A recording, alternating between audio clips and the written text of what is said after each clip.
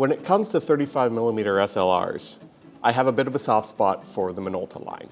My first SLR was a Minolta SRT 102, followed quickly by an X7A. But when we're talking about the X-Series, there are tons of iconic cameras that came out of Minolta. But I'm not talking about the X700 today. I'm talking about what I think is the best camera from the X-Series, the Minolta XD. Don't call it a Leica rebrand, because it's far from it. My name's Alex Laux, and today I'm reviewing the Minolta XD.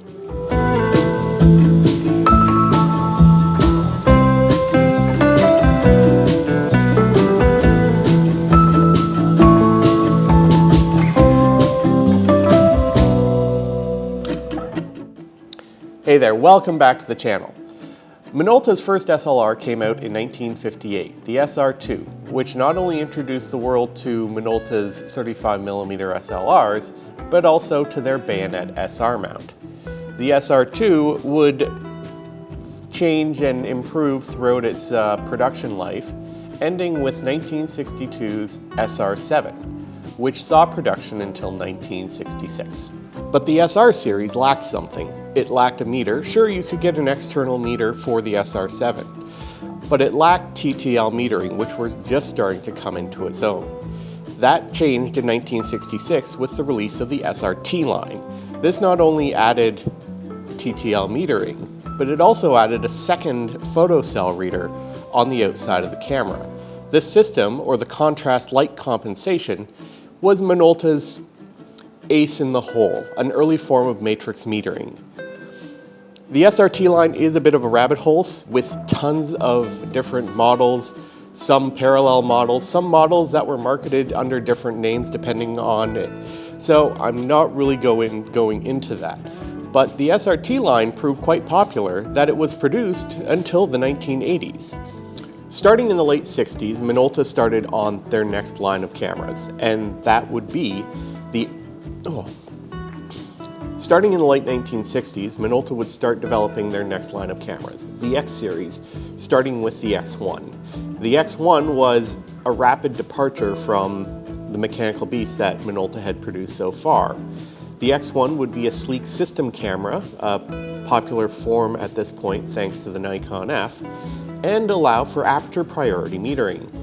This was thanks to the ability for the SR mount, or the MC lenses, to communicate their aperture with the camera body. This was introduced with the SRT line.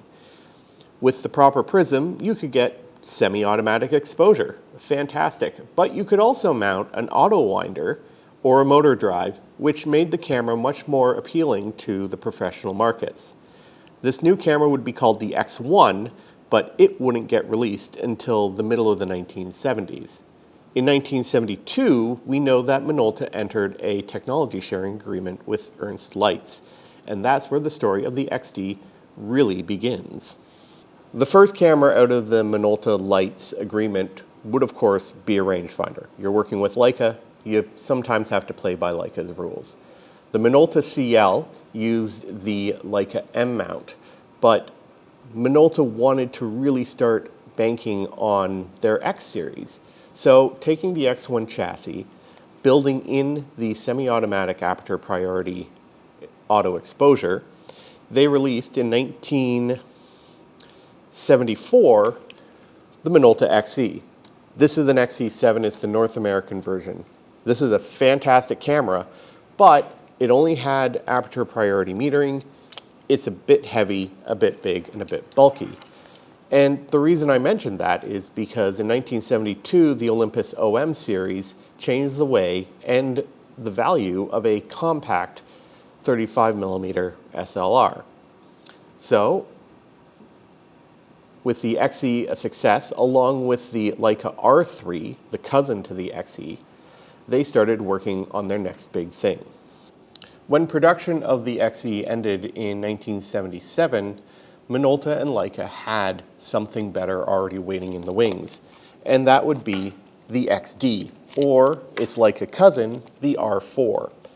Now, this camera included a much smaller form factor when compared to the XE. Much more sleek look. Again, nice black finish. You can get them in a Panda style, a chrome with black leatherette. I kind of like the all black. Besides, we all know black cameras take better photos. But what it also did is, in addition to metered manual and aperture priority semi-auto, it added shutter priority as well. And for that, they needed to change out to an updated SR mount or MD style lenses that would not only allow the camera to receive the aperture setting from the lens, but send an aperture setting to the lens when the camera is in shutter priority mode. But that's enough of me talking about the history. Let's take a closer look at this camera in detail. So the XD offers a much more compact size, especially when compared next to an XE7. So as I mentioned before, most people know this camera as the XD. There was also the XD11, which was for North American markets, and the XD7 for European markets. There was also the XDS, which was designed for scientific application. The camera itself follows what we would eventually become known as a very traditional layout for your Minolta cameras. You have your lens release on the side here. Line up the red dot here, done. Also on the side, you have a PC socket for flash synchronization, and you have your depth of field preview button right down here, self-timer. On the top, you have everything you need. You have, you can set your film speed here. You've got your EV compensation. This is what I actually feel is one of the weakest parts of the camera,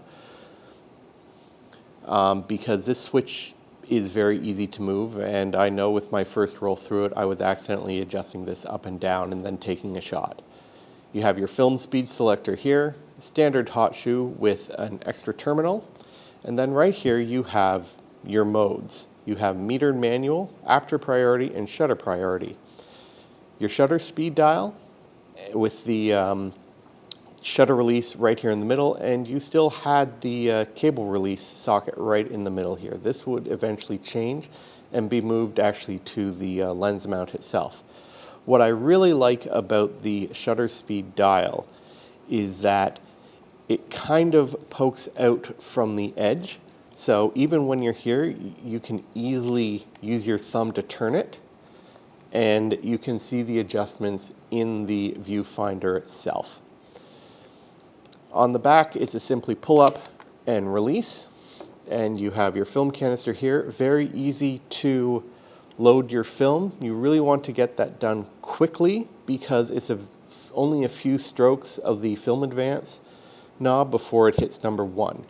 You also have here this little window here, which is also your film indication window, and that is super useful for when you want to check to see if there's film loaded in your camera and approximately how long in the roll you are so you aren't wasting film. On the bottom, you have your batteries. This takes standard battery. You got your tripod socket, rewind release, and you have a mount point here for either an auto winder or a motor drive, which does set this very much apart from the XE. But that's enough about looking at the camera. Let's take this out into the field. We're going to go to water down today, where I'm going to shoot a roll of Paul and Reinhold special edition film from Rolly. So let's hit the road.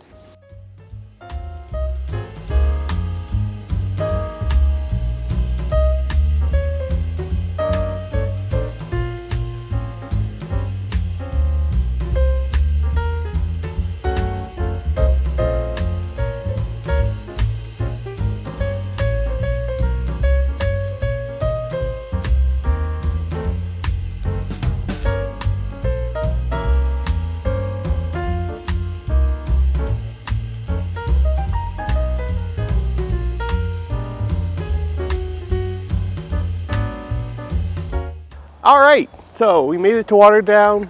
The camera is loaded. Let's hit the street of this beautiful historic village, and I can talk to you a little bit about my experience with the camera and the optics. Then we can bring it back to the studio. All right, hope you can keep up.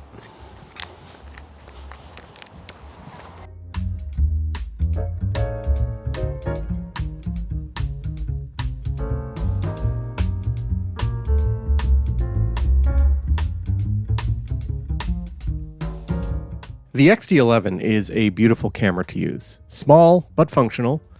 Combine this with a period zoom lens or a 3-lens kit and you actually have the perfect travel camera. The camera works well in both aperture and shutter priority modes, and the meter is accurate, especially with the CLC system. All controls are where they need to be, and the shutter is silent and a nice short throw on the film advance.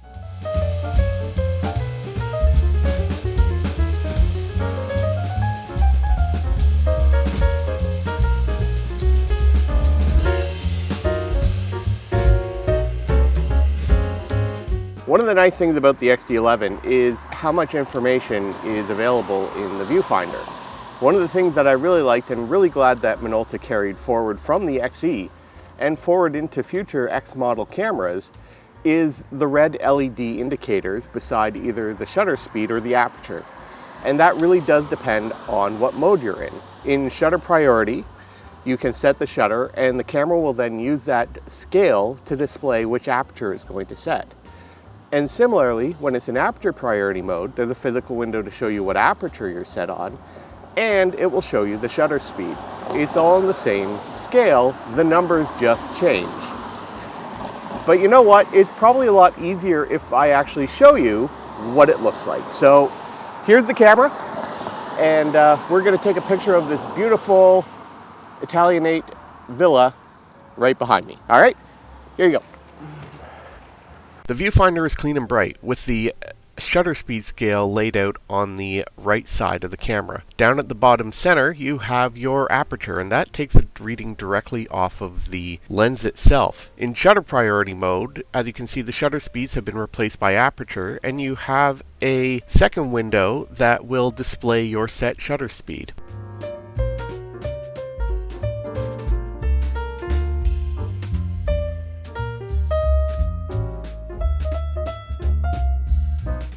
While I've never met a Rokkor lens I didn't like, you do have to watch out on the XD11. While it is basically the same SR mount, for full functionalities you want to use the Minolta MD lenses. These allow for both aperture and shutter priorities. While MC lenses do work, you will be limited to manual mode and aperture priority. Although my personal favorite is the 45mm f2. It's the perfect compact lens for the Minolta XD.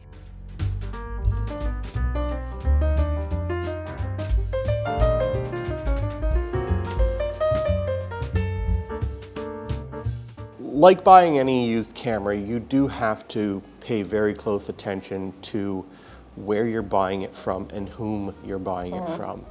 But the one thing that I have noticed about the XD is that prices are all over the place.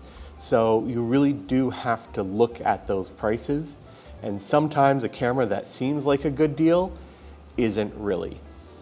Honestly, I think you'd be able to find a good working camera between $170 and $200 Canadian. Try and buy it from a trusted source, preferably a store that you can actually test the camera before you drop that sort of money on it. And if you are going the eBay route, try to buy from a Japanese seller. Not only do they ship fast, I find that they're a little better at keeping their cameras in good condition. And you might even get your hands on an actual XD, not a North American or a European version. But if you're a collector, you might end up wanting all 4 different XD models. As with any camera from the era, getting it repaired can be difficult. A good technician can do a good clean lube adjust on it, but if anything does go wrong, you'll probably want to pick up an as-is or for parts body that might have that working electronic circuit. Things like that getting very difficult to repair in most camera shops. The XD is a good camera. I really enjoyed working with it, but I'm not going to jump out and go buy it. I'm very happy with my XE7, and if it ever dies, I'll probably look for an XD at that point, but not before. Honestly, I don't need both. And I primarily shoot Nikon, so the Minoltas are just there because, again, I have that soft spot.